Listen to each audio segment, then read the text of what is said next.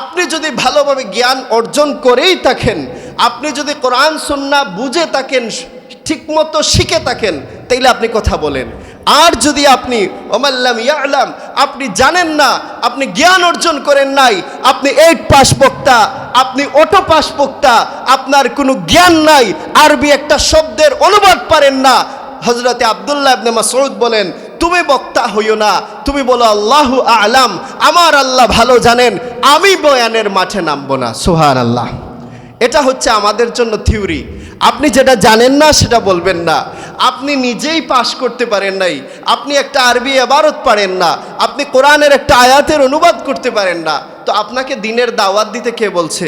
দিনের দাওয়াতের কি এতই অভাব পড়ছে যে আপনি নিজে ফেল করছেন, আপনি কোনোভাবে 8 পাস করছেন আর আপনাকে ওয়াজ করতে হবে? হেদায়েত আসবে কিভাবে? শুধু সুর আর বক্তব্য দিলেই হয় না, আপনাকে আগে জানতে হবে। না জেনে কোনো কথা বলা যায় না। আল্লাহ বলেছেন, ওয়ালা তাকফু মা লাইসা লাকা বিহি ইলম, তোমার যে বিষয়ে ইলম নাই এটার পিছনে তুমি পড়িও না।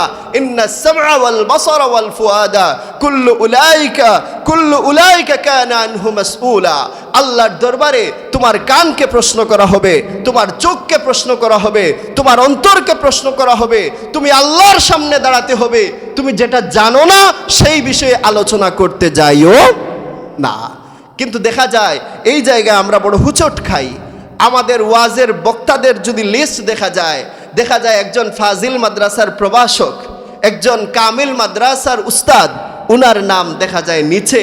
আর যে ব্যক্তি 8 পাস করেছে, শুধুমাত্র তার কিছু গলা আছে আর কিছু সুর আছে, সে হয়ে গেছে প্রধান বক্তা।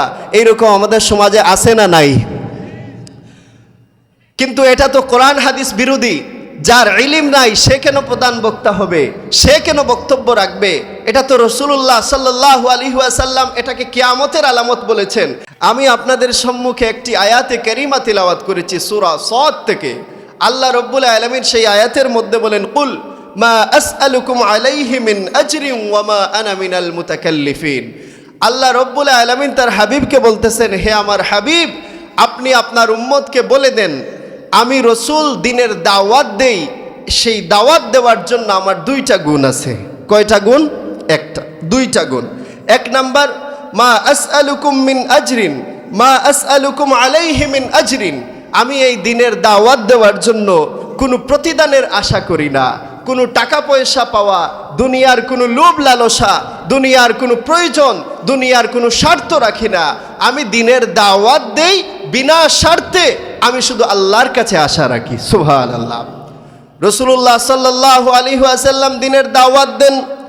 দ্বিতীয় যে গুণাগুণ রাসূলুল্লাহর মধ্যে, সেটা হচ্ছে আল্লাহ বলেন, হে নবী আপনি বলে দেন, ওমা আনা মিনাল মুতাকাল্লিফিন, আমি দিনের দাওয়াত দিতে গিয়ে কোনো বনিতা করি না, কোনো ভান ধরি না, মানুষকে আমি আমার নিজের পক্ষ থেকে কোনো কিছু বর্ণনা করি না, আল্লাহর ওহীর মধ্যে কমতি বাড়তি করি না, আল্লাহ যেভাবে নাজিল করেন সেভাবেই নাজিল করি। আমি মানুষকে আকৃষ্ট করার জন্য আমার নিজের থেকে কোনো কিছু বলার চেষ্টা করি না। জুড়ে বলেন সুবহানাল্লাহ। বলেন তো আল্লাহর রাসূল দিনের দাওয়াত দেওয়ার জন্য কয়টা গুণ হাসিল করেছেন? 2টা। 1 নাম্বার, তিনি দিনের দাওয়াত দিতে গিয়ে দুনিয়ার কোনো লোভ লালসা রাখেন না, দুনিয়ার কোনো প্রতিদানের আশা রাখেন না। তাই তো আল্লাহর রাসূল যখন ডাক দেন, গাছ তখন আল্লাহর রাসূলের দিকে চলে আসে, পাথর তখন আল্লাহর রাসূলের সাথে কথা বলে, আল্লাহর রাসূলকে সালাম দেয়, বনের হরিণ আল্লাহর রাসূলকে সালাম দেয়। যখন আল্লাহর রাসূল কোনো কাফিরের সাথে দেখা করেন, তার সাথে যখন কথা বলেন, তার দিলের মধ্যে প্রভাব বিস্তার করে। কেন? রাসূলুল্লাহ সাল্লাল্লাহু আলাইহি ওয়াসাল্লামের দিনের দাওয়াত দেওয়ার পিছনে দুনিয়ার কোনো লোভ স্বার্থ ছিল না। আমরা যারা দিনের দায়ী আছি বা দিনের দায়ী হতে চাই, আমাদের উচিত 1 নাম্বার গুণ হওয়া উচিত, আমি যখন ওয়াজ নসিহত করব, মানুষকে হেদায়েতের রাস্তায় ডাকবো, তখন যেন কোনোভাবে আমি মানুষকে ডাকার পিছনে দুনিয়ার কোনো লোভ, দুনিয়ার কোনো লালসা, দুনিয়ার কোনো টাকা পয়সার কন্ট্রাক্ট যেন না থাকে। জোরে বলেন ঠিক কিনা? যখন আপনি কন্ট্রাক্ট মুক্তভাবে এক আল্লাহর জন্য দিনের দাওয়াত দিবেন, তখন আপনার কথা মানুষের মধ্যে হেদায়েত আসবে। জোরে বলেন ঠিক কিনা? কিন্তু বর্তমান সময় দেখা যায় অসংখ্য অগণিত ওয়াইজ, কিন্তু এত ওয়াজ হয় সমাজের মধ্যে পরিবর্তন নাই, পিছনে কারণ আছে। আমরা কি হেদায়েতের উদ্দেশ্যে ওয়াজ করতেছি, নাকি টাকা ইনকামের জন্য, নাকি লোভ লালসা রেখে দুনিয়ার স্বার্থ রেখে ওয়াজ করতেছি? এটা একটা বড় বিষয়। যদি এটা ঠিক না হয়, আপনার ওয়াজ করানো, ওয়াজ করা কোনোটাই কাজে আসবে না। তারপর আল্লাহর রাসূল সাল্লাল্লাহু আলাইহি ওয়াসাল্লাম দ্বিতীয় যে কাজটা করেন, দাওয়াত দিতে গিয়ে তিনি সেই দাওয়াতের মধ্যে কোনো বনিতা করেন না। মানুষকে নিজের দিকে আকৃষ্ট করার জন্য এমন কোনো অং বং রং চং এইগুলা ব্যবহার করেন না। সুবহানাল্লাহ। আল্লাহর রাসূল সাল্লাল্লাহু আলাইহি ওয়াসাল্লাম দিনের দাওয়াত দেন এইভাবে, আল্লাহ যেভাবে নাজিল করছেন। এখানে কোনো ব্যাখ্যা নিজের থেকে অ্যাড করেন না। আর আল্লাহর রাসূল যেটা জানেন না সেই বিষয়ে তিনি কোনো বক্তব্যও রাখেন না। সুবহানাল্লাহ। না জেনে কথা বলা এটা একটি গর্হিত কাজ, এটা একটি নিকৃষ্ট কাজ।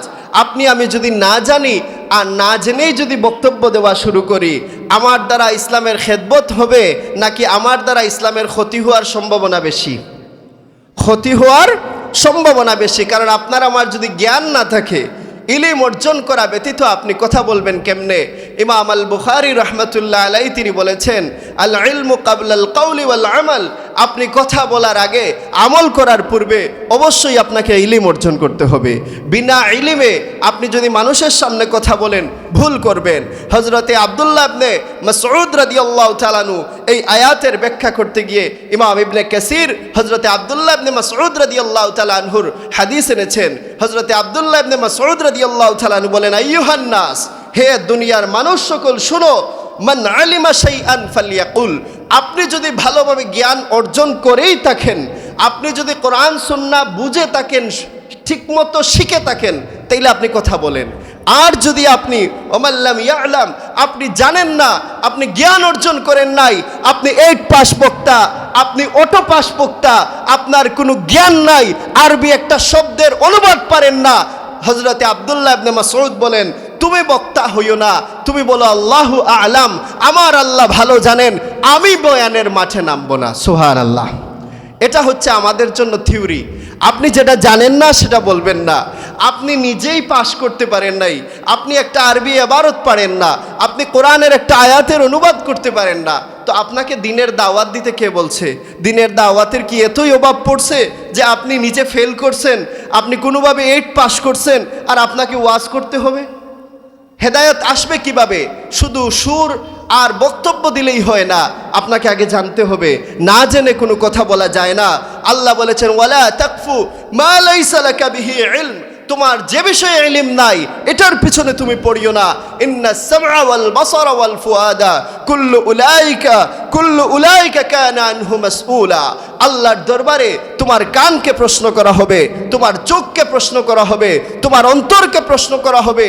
তুমি আল্লাহর সামনে দাঁড়াতে হবে। তুমি যেটা জানো না সেই বিষয়ে আলোচনা করতে যাইও না। কিন্তু দেখা যায় এই জায়গায় আমরা বড় হুচট খাই। আমাদের ওয়াজের বক্তাদের যদি লিস্ট দেখা যায় একজন ফাজিল মাদ্রাসার প্রভাষক, একজন কামিল মাদ্রাসার উস্তাদ, উনার নাম দেখা যায় নিচে। আর যে ব্যক্তি 8 পাস করেছে, শুধুমাত্র তার কিছু গলা আছে আর কিছু সুর আছে, সে হয়ে গেছে প্রধান বক্তা। এইরকম আমাদের সমাজে আছে না নাই? কিন্তু এটা তো কোরআন হাদিস বিরোধী। যার ইলম নাই সে কেন প্রধান বক্তা হবে? সে কেন বক্তব্য রাখবে? এটা তো রাসূলুল্লাহ সাল্লাল্লাহু আলাইহি ওয়াসাল্লাম এটাকে কিয়ামতের আলামত বলেছেন। আল্লাহর রাসূল বলেছেন, এক সময় আল্লাহ রাব্বুল আলামিন আলেমদের সংখ্যা কমিয়ে দিবেন, তখন লা ইউবকি হাত্তা ইযা লাম ইউবকি আলিমান। আল্লাহ যখন সমাজের মধ্যে কোনো আলেম বাকি রাখবেন না, ইয়াত্তাখিজুন নাসু রুউসান জুহালান, তখন কিছু জাহিলদেরকে মানুষ নেতা বানাবে, প্রধান অতিথি বানাবে। জাহিল প্রধান অতিথি হবে, এটা কিয়ামতের আলামত। জুড়ে বলেন ঠিক কিনা? জাহিল কিয়ামতের আলামত। একজন জাহিল হয়ে যাবে প্রধান বক্তা, একজন জাহিল হয়ে যাবে একটা মাহফিলের প্রধান অতিথি। তখনই যখন কিয়ামতের সময় আসছে, আল্লাহর রাসূল বলেন তার ইলম নাই, ফাসুইলু, তাকে প্রশ্ন করা হবে, ফাফতাউ, সে ফতোয়া দিবে, ফাদাল্লু ওয়া আদাল্লু, সে নিজেও গুমরা আর মানুষকেও ওয়াজ নসিহত করে গুমরা করবে। জুড়ে বলেন নাউজুবিল্লাহ। এই জন্য আপনাকে আমাকে সাবধান হতে হবে। যে কেউ বক্তব্য রাখতে চাইলেই তাকে আমরা বক্তব্যের সুযোগ দিতে পারি না। আমরা তার সম্পর্কে খোঁজ নেওয়া দরকার। তিনি কি সত্যিই পড়াশোনা করেছেন? তিনি কি আসলেই কোরআন হাদিসের অনুবাদ জানেন? তিনি কি সত্যিই আপনাকে দিনের দাওয়াত দিতে পারবেন? সে যদি আপনাকে দিনের দাওয়াত দেওয়ার মতো যোগ্যতা না থাকে, আপনি হয়তো বলবেন, হুজুর ওনার গলা খুব সুন্দর, ওনার সুর বড় সুন্দর, মানুষ বেশি জমায়েত হয়। ভাই মনে রাখবেন, আল্লাহর রাসূল সাল্লাল্লাহু আলাইহি ওয়াসাল্লাম ভালো মানুষ আর খারাপ মানুষের উদাহরণ দিয়েছেন। তিনি বলেছেন ভালো মানুষ হচ্ছে আতর বিক্রেতার মতো। আপনি যদি আতর বিক্রেতার কাছে যান, আপনি তার কাছ থেকে অন্তত একটু খুশবু পাবেন, ঠিক কিনা? একজন আলেমকে যদি বয়ান করান, তার থেকে অন্তত সামান্য হলেও কিছু জ্ঞান নিয়ে যেতে পারবেন। কিন্তু আল্লাহর রাসূল বলেন, যদি আপনি খারাপ মানুষের কাছে যান, কেমন যেন আপনি একজন কামারের কাছে গেলেন। একজন কামারের কাছে গেলেন, সেখান থেকে কোনো খুশবু পাবেন না, বরং আপনি সেখান থেকে দুর্গন্ধ নিয়ে আসবেন, ঠিক কিনা? তো আপনি যদি কোনো জাহিল বক্তার ওয়াজ শুনেন, তার কাছ থেকে আপনি জাহালতি নিয়ে যাবেন, আপনি দুর্গন্ধ নিয়ে যাবেন, হেদায়েত তো পাবেন না। কারণ সে আপনাকে যা বলতেছে সেটা তার মন গড়া, ঠিক কিনা? কারণ সে তো কোরআন হাদিসের অনুবাদ জানে না, সে আরেকজনের কাছ থেকে শুনেছে, নতুবা কোনো বাংলা বইয়ে পড়েছে, সেখান থেকে সে বলতেছে। হাদিসের মধ্যে আল্লাহর রাসূল কি বুঝিয়েছেন সেটা সে বুঝে নাই। হযরতে ইবনে কাসির রাহমাতুল্লাহ আলাইহি বলেন, আল্লাহর রাসূলের গুণ ছিল, তিনি বলেন, ওমা আনা মিনাল মুতাকাল্লিফিন, আমি মানুষকে তাকাল্লুফ করি না। কোরআন হাদিস যখন বর্ণনা করি, আমি নিজের থেকে কোনো ব্যাখ্যা দেই না, আমি আল্লাহর পক্ষ থেকে ওহী পাই, তারপরে আলোচনা করি। ওমা ইয়ানতিকু আনিল হাওয়া ইন হুয়া ইল্লা ওয়াহয়ুন ইউহা, আমি নবী নিজের মন গড়া কিছু বলি না, আল্লাহর কাছ থেকে আমি ওহী পাই, তারপর আল্লাহ যা বলেছেন সেইটুকু বর্ণনা করি, কোনো কিছু নিজের থেকে এডও করি না, নিজের থেকে বাদও দেই না। তাইলে কোরআন হাদিস বর্ণনা করার জন্য আপনাকে পরিপূর্ণ জ্ঞানী হতে হবে, সাবধান থাকতে হবে।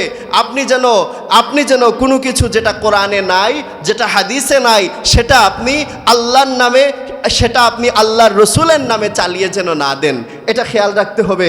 কারণ আল্লাহর রাসূল সাল্লাল্লাহু আলাইহি ওয়াসাল্লাম উসুল তৈরি করেছেন। আপনি যদি হাদিস বর্ণনা করতে চান, এইভাবে করতে হবে যেভাবে কোরআনে এসেছে, যেভাবে হাদিসে এসেছে। আপনি নিজের থেকে কিছু বাড়াতে পারবেন না, কমাতে পারবেন না, এবং নিজের মন মতো কিছু বর্ণনা করে আল্লাহর রাসূলের নামে চালিয়ে দিতে পারবেন না।